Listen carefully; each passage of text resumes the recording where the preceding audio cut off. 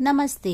यह कहानी वसंत की पाठ्यपुस्तक कक्षा 8 से ली गई है। इस कहानी का नाम है पानी की कहानी। मैं आगे बढ़ा ही था कि बेर की झाड़ी पर से मोती सी एक बूंद मेरे हाथ पर आ पड़ी। मेरे आश्चर्य का ठिकाना न रहा जब मैंने देखा कि ओस की बूंद मेरी कलाई पर से सरक कर हथेली पर आ गई। मेरी दृष्टि पड़ते ही वह ठहर गई। थोड़ी देर में मुझे सितार के तारों की सी झंकार सुनाई देने लगी। मैंने सोचा कि कोई बजा रहा होगा। चारों ओर देखा, कोई नहीं। फिर अनुभव हुआ कि यह स्वर मेरी हथेली से निकल रहा है। ध्यान से देखने पर मालूम हुआ कि बूंद के 2 कण हो गए हैं और वे दोनों हिल हिल कर यह स्वर उत्पन्न कर रहे हैं, मानो बोल रहे हों। उसी सुरीली आवाज में मैंने सुना, सुनो सुनो। मैं चुप था। फिर आवाज आई, सुनो सुनो। अब मुझसे न रहा गया। मेरे मुख से निकल गया, कहो कहो।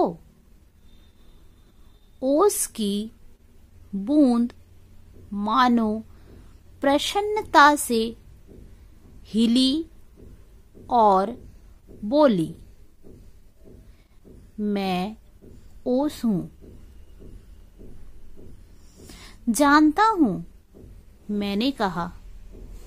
लोग मुझे पानी कहते हैं, जल भी मालूम है। मैं बेर के पेड़ में से आई हूं। झूठी, मैंने कहा और सोचा। बेर के पेड़ से क्या पानी का फव्वारा निकलता है? बूंद फिर हिली, मानो मेरे अविश्वास से उसे दुख हुआ हो।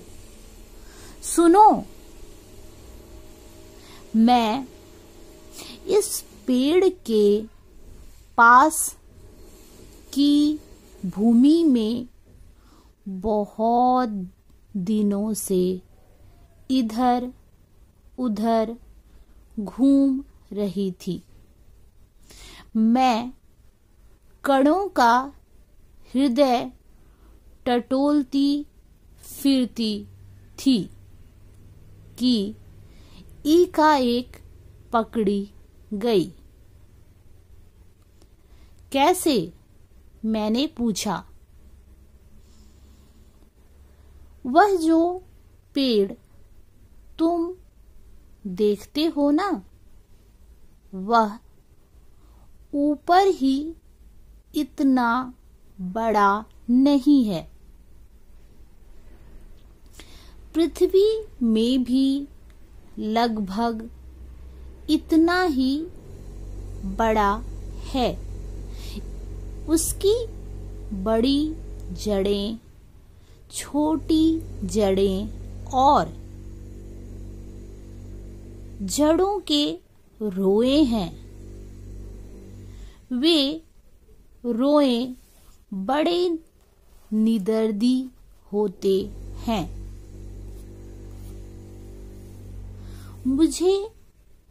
मुझ जैसे असंख्य जल कणों को वे बलपूर्वक पृथ्वी में से खींच लेते हैं। कुछ को तो पेड़ एकदम खा जाते हैं और अधिकांश का सब कुछ छीनकर उन्हें बाहर निकाल देते हैं। क्रोध और घृणा से उसका शरीर कांप उठा। तुम क्या समझते हो कि वे इतने बड़े यूं ही खड़े हैं? उन्हें इतना बड़ा बनाने के लिए मेरे असंख्य बंधुओं ने अपने प्राण नाश किए हैं। मैं बड़े ध्यान से उसकी कहानी सुन रहा था। हाँ, तो मैं भूमि के खनिजों को अपनी शरीर में घुलाकर आनंद से फिर रही थी कि दुर्भाग्यवश एक रोए से मेरा शरीर छू गया। मैं कांपी।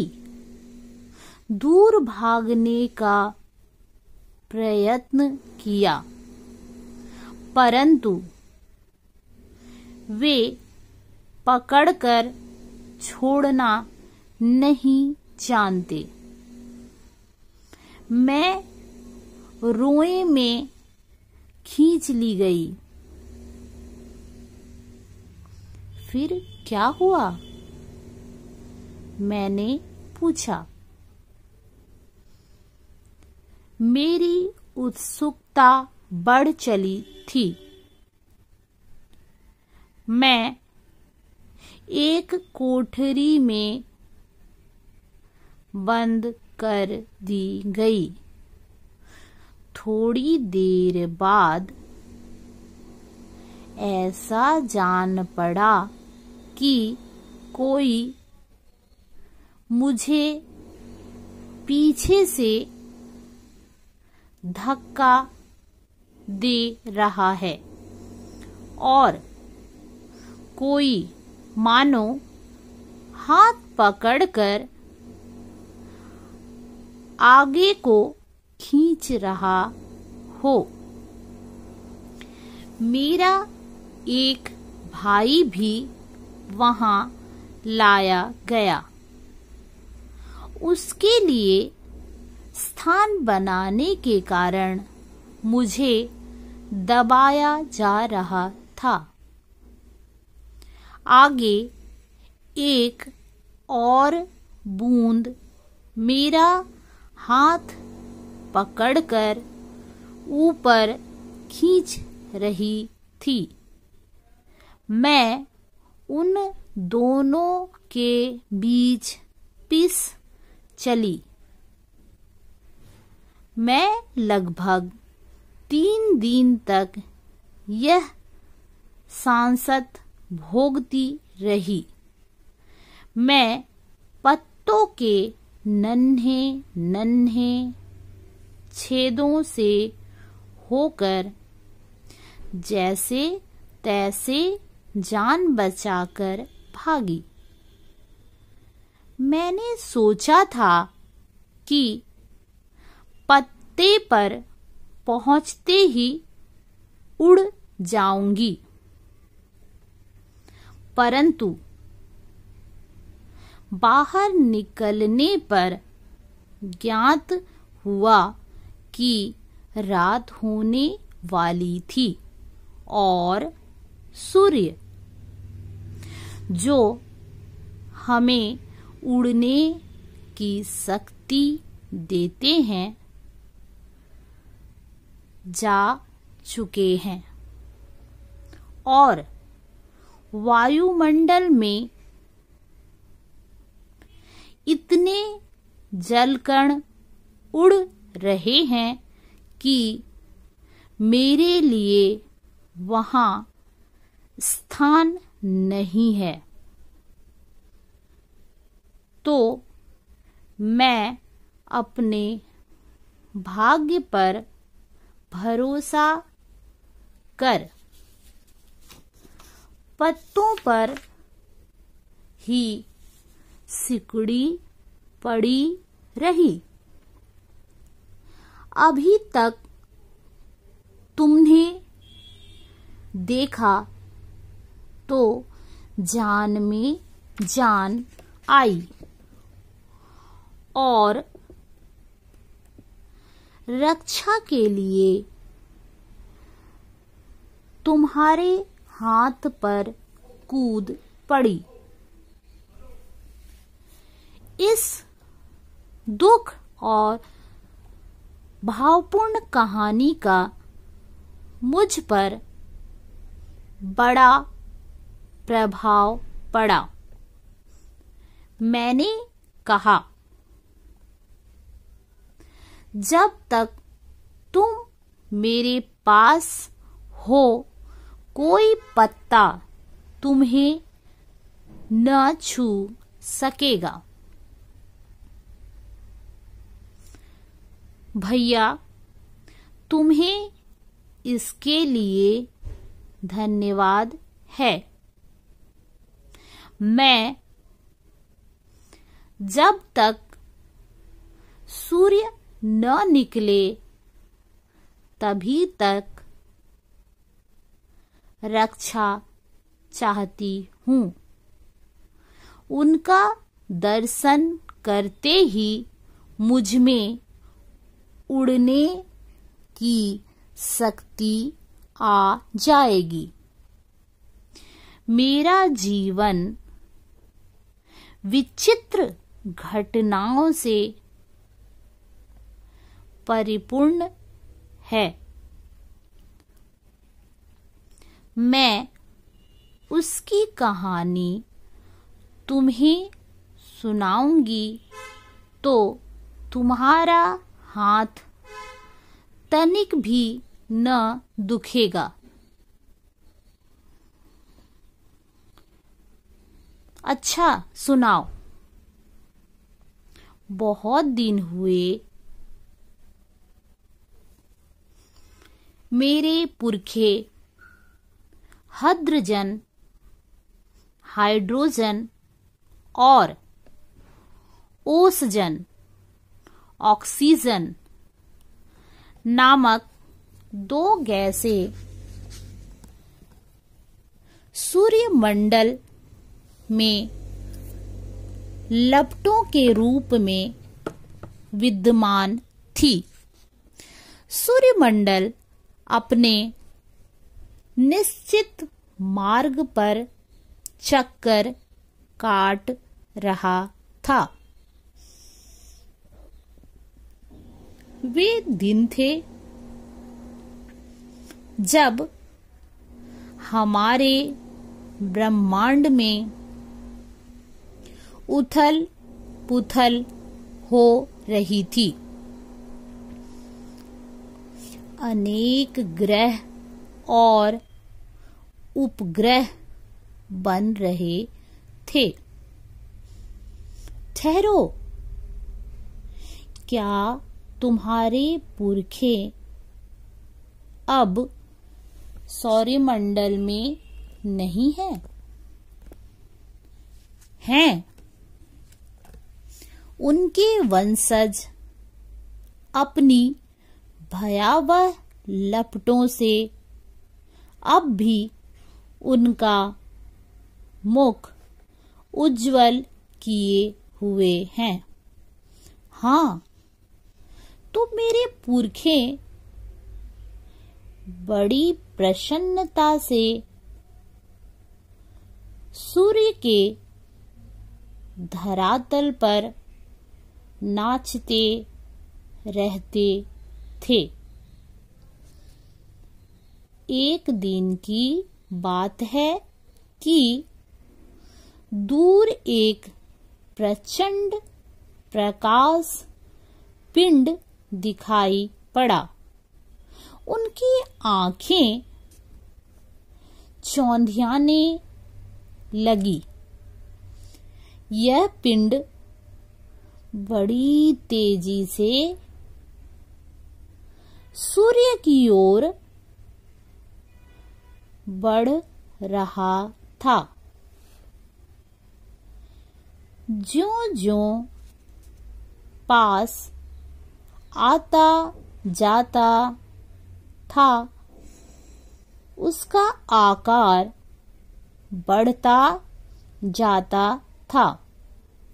यह सूर्य से लाखों गुना बड़ा था। उसकी महान आकर्षण शक्ति से हमारा सूर्य कांप उठा। ऐसा ज्ञात हुआ कि उस ग्रहराज से टकराकर हमारा सूर्य चूर्ण हो जाएगा। वैसा न हुआ। वह सूर्य से सहस्त्रों मील दूर से ही घूम चला, परंतु उसकी भीषण आकर्षण शक्ति के कारण सूर्य का एक भाग टूटकर उसके पीछे चला। सूर्य से टूटा हुआ भाग इतना भारी खिंचाव संभाल न सका और कई टुकड़ों में टूट गया। उन्हीं में से एक टुकड़ा हमारी पृथ्वी है।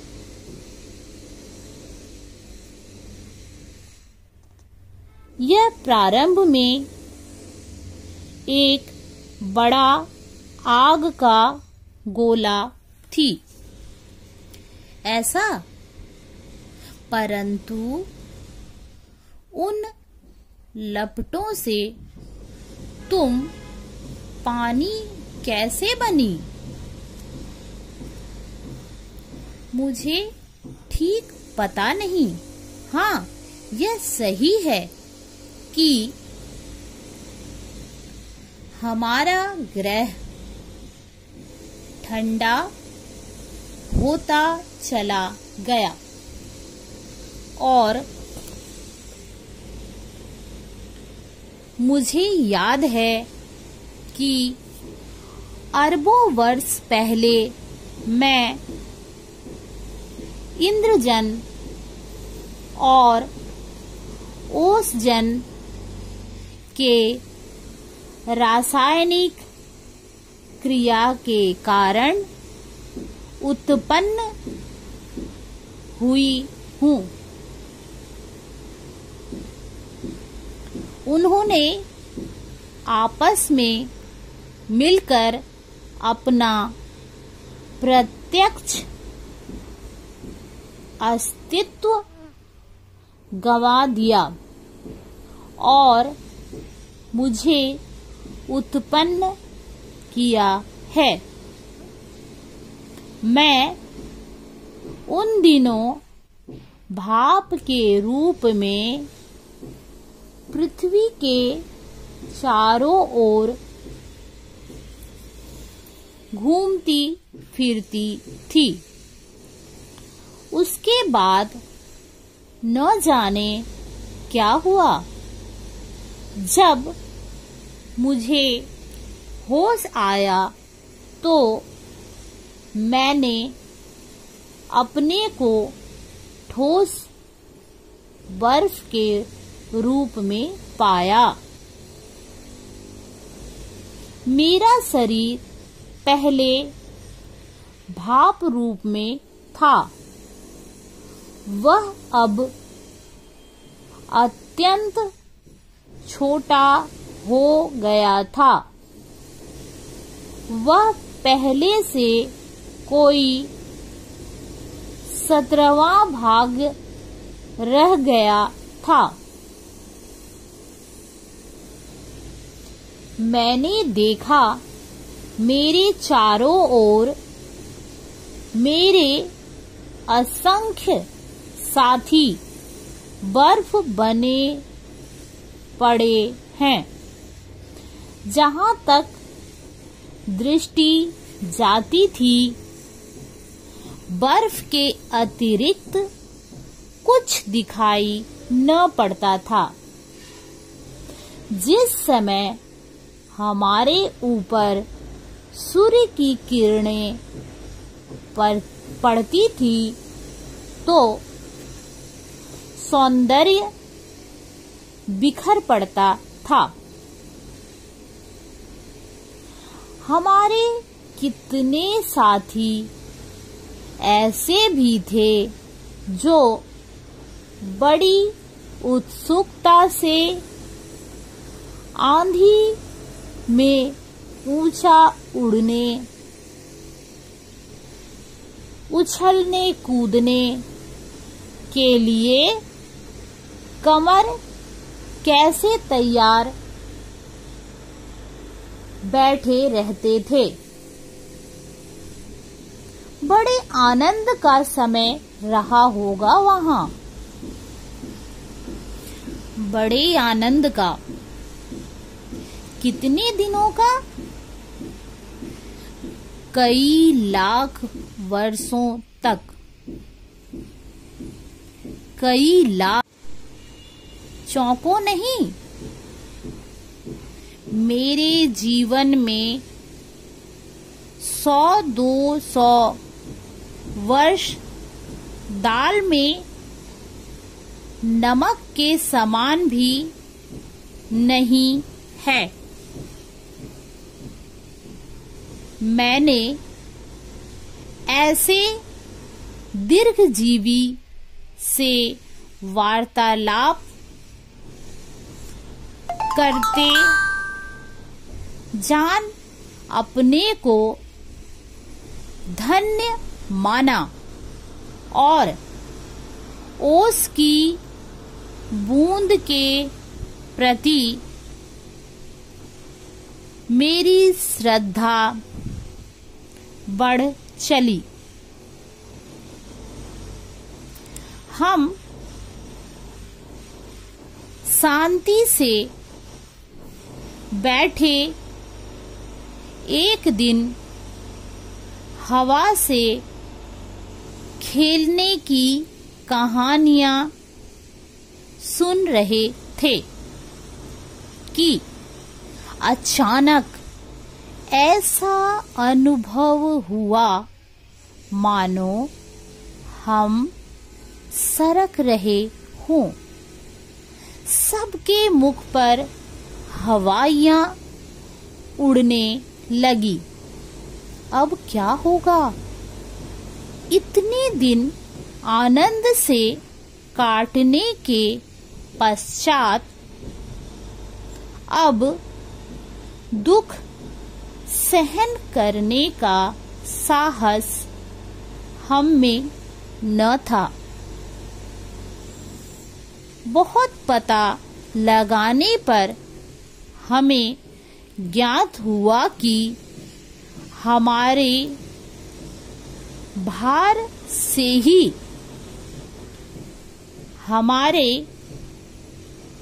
नीचे वाले भाई दबकर पानी हो गए हैं। उनका शरीर ठोसपन को छोड़ चुका है और उनके तरल शरीर पर हम फिसल चले हैं।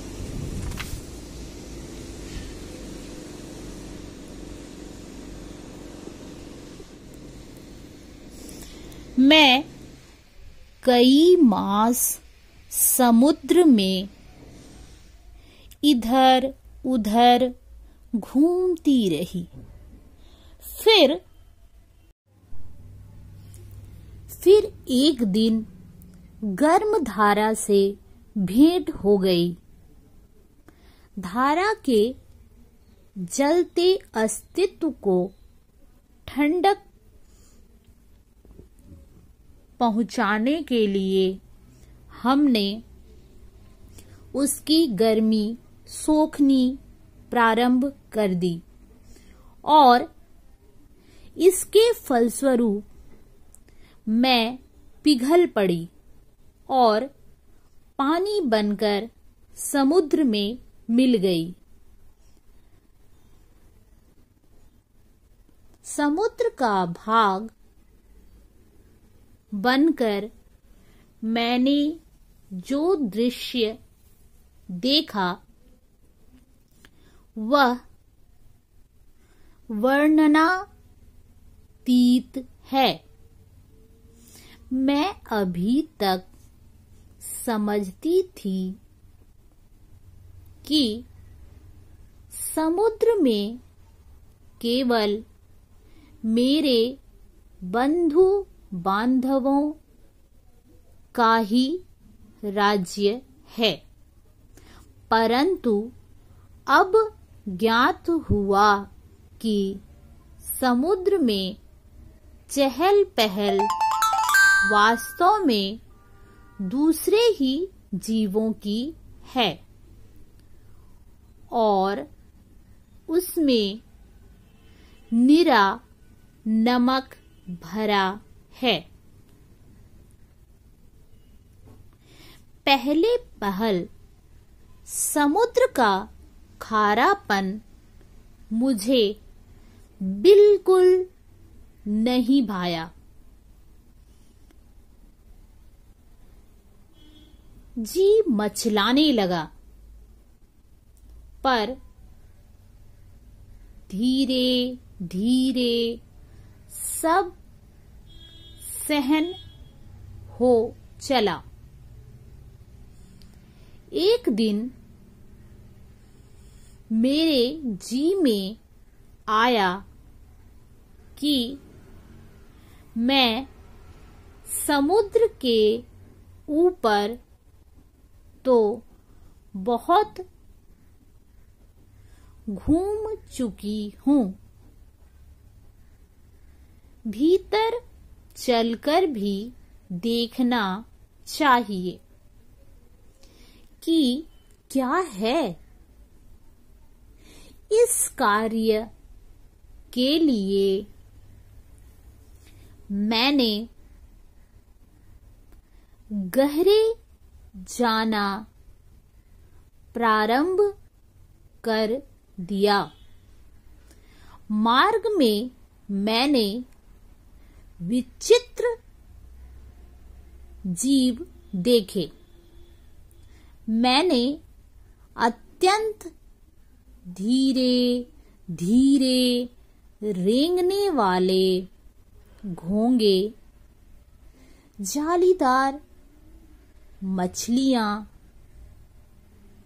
कई मन भारी कछुए और हाथों वाली मछलियां देखी। एक मछली ऐसी देखी जो लंबी थी। उसके 8 हाथ थे। वह इन हाथों से अपने शिकार को जकड़ लेती थी।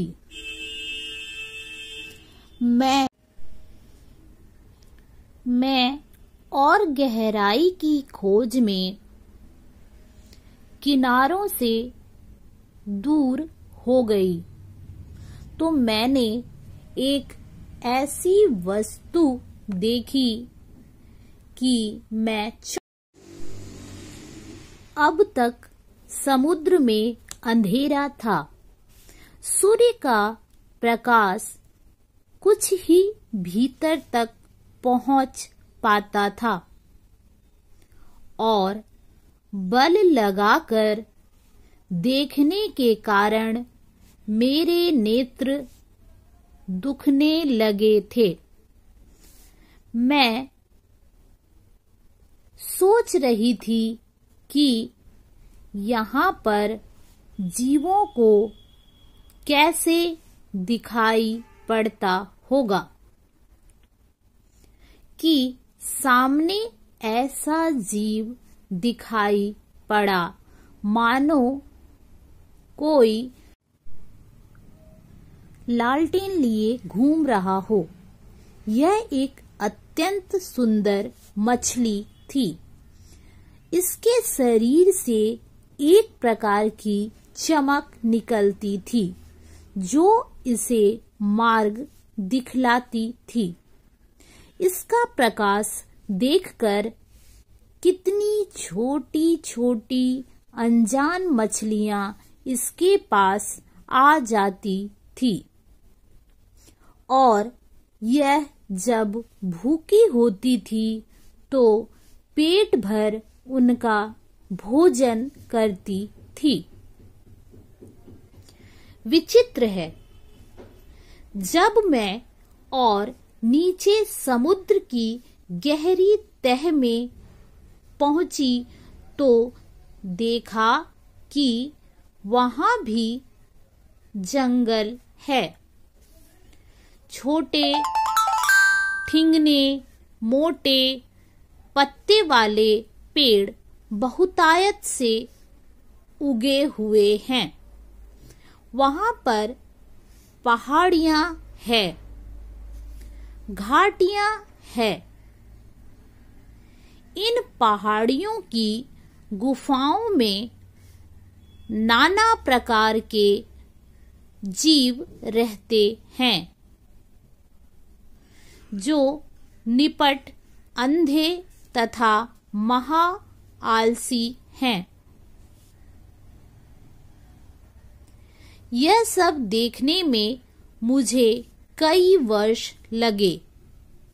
जी में आया कि ऊपर लौट चलें, परंतु प्रयत्न करने पर जान पड़ा कि यह असंभव है। मेरे ऊपर पानी की कोई 3 मील मोटी तह थी। मैं भूमि में घुसकर जान बचाने की चेष्टा करने लगी। यह मेरे लिए कोई नई बात न थी। करोड़ों जलकण इसी भांति अपनी जान बचाते हैं और समुद्र का जल नीचे धंसता जाता है। मैं अपने दूसरे भाइयों के पीछे पीछे चट्टान में घुस गई।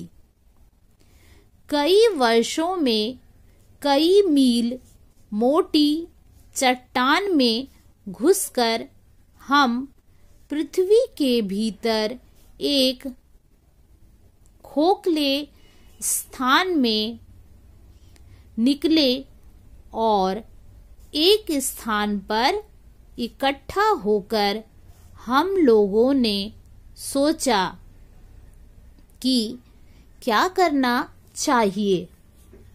कुछ की सम्मति में वहीं पड़ा रहना ठीक था, परंतु हम में कुछ उत्साही युवा भी थे।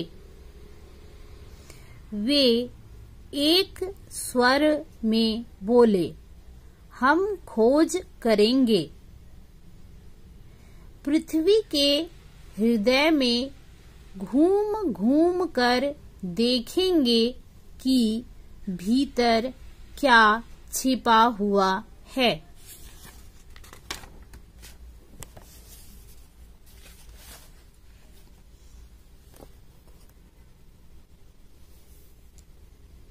अब हम शोर मचाते हुए आगे बढ़े तो एक ऐसे स्थान पर पहुंचे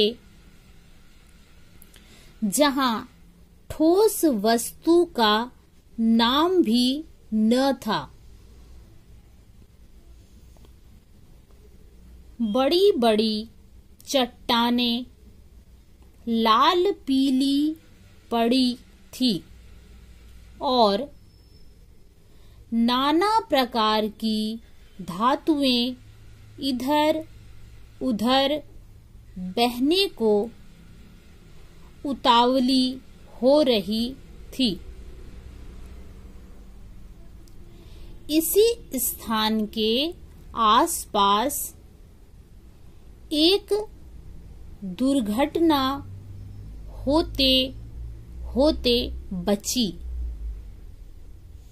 हम लोग अपनी इस खोज से इतने प्रसन्न थे कि अंधाधुंध बिना मार्ग देखे बढ़े जाते थे। इससे अचानक एक ऐसी जगह जा पहुंचे जहां तापक्रम बहुत ऊंचा था। यह हमारे लिए असह्य था। हमारे अगुआ कांपे और देखते देखते उनका शरीर ओसजन और हृदयजन में विभाजित हो गया। इस दुर्घटना से मेरे कान खड़े हो गए। मैं अपने और बुद्धिमान साथियों के साथ एक ओर निकल भागी। हम लोग अब एक ऐसे स्थान पर पहुंचे जहां पृथ्वी का गर्भ रह रहकर हिल रहा था। एक बड़े जोर का धड़ाका हुआ। हम बड़ी तेजी से बाहर फेंक दिए गए। हम ऊंचे आकाश में उड़ चले। इस दुर्घटना से हम चौंक पड़े थे। पीछे देखने से ज्ञात हुआ कि पृथ्वी फट गई है और उसमें धुआं, रेत, पिघली धातुएं तथा लपटें निकल रही है। यह दृश्य बड़ा ही शानदार था और इसे देखने को हमें बार बार इच्छा होने लगी। मैं समझ गया तुम ज्वालामुखी की बात कह रही हो। हाँ, तुम लोग उसे ज्वालामुखी कहते हो। अब जब हम ऊपर पहुंचे तो हमें एक और भाप का बड़ा दल मिला। हम गरजकर आपस में मिले और आगे बढ़े। पुरानी सहेली आंधी के भी हमें यहाँ दर्शन हुए। वह हमें पीठ पर लादे कभी इधर ले जाती कभी उधर। वह दिन बड़े आनंद के थे। हम आकाश में स्वच्छंद किलो के करते फिरते थे। हम आकाश में स्वच्छंद किलोले करते फिरते थे। बहुत से भाप जल कणों के मिलने के कारण हम भारी हो चले और नीचे झुक गए और एक दिन बूंद बनकर नीचे कूद पड़े। मैं एक पहाड़ पर गिरी और अपने साथियों के साथ मैली कुचैली हो एक ओर को बह चली। पहाड़ों में एक पत्थर से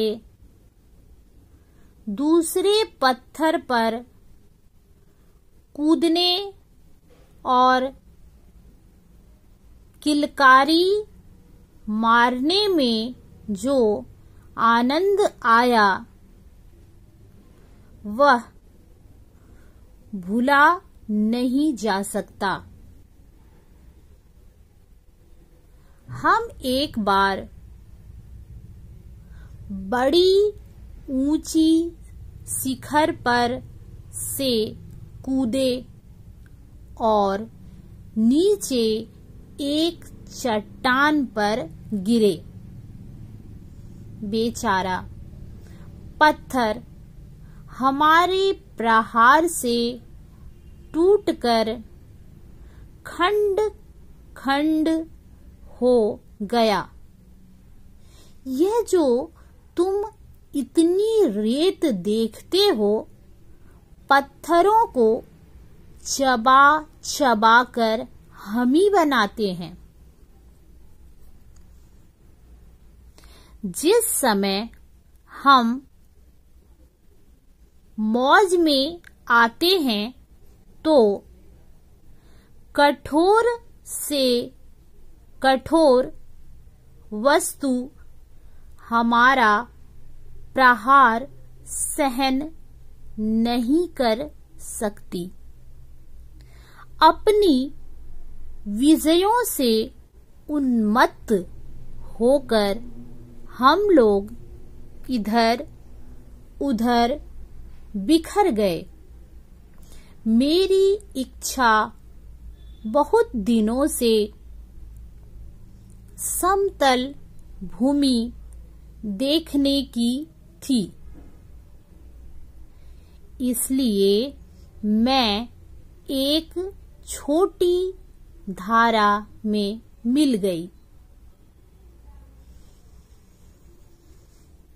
सरिता के वे दिवस बड़े मजे के थे। हम कभी भूमि को काटते, कभी पेड़ों को खोखलाकर उन्हें गिरा देते। बहते बहते मैं एक दिन एक नगर के पास पहुंची। मैंने देखा कि नदी के तट पर एक ऊंची मीनार में से कुछ काली काली हवा निकल रही है। मैं उत्सुक हो उसे देखने को क्या बढ़ी कि अपने हाथों दुर्भाग्य को न्योता दिया। ज्यों ही मैं उसके पास पहुंची, अपने और साथियों के साथ एक मोटे नल में खींच ली गई। कई दिनों तक मैं नल नल घूमती फिरी। मैं प्रतिक्षण उसमें से निकल भागने की चेष्टा में लगी रहती थी।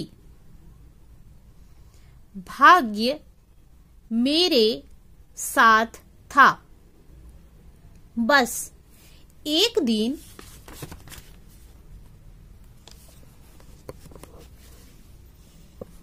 रात के समय मैं ऐसे स्थान पर पहुंची जहां नल टूटा हुआ था। मैं तुरंत उसमें होकर निकल भागी और पृथ्वी में समा गई। अंदर ही अंदर घूमते घूमते इस बेर के पेड़ के पास पहुंची। वह रुकी। सूर्य निकल आए थे। बस मैंने कहा, हाँ, मैं अब तुम्हारे पास नहीं ठहर सकती। सूर्य निकल आए हैं। तुम मुझे रोक कर नहीं रख तुम मुझे रोक कर नहीं रख सकते। वह ओस की बूंद धीरे धीरे घटी और आंखों से ओझल हो गई। यह रामचंद्र तिवारी जी की लिखी हुई है।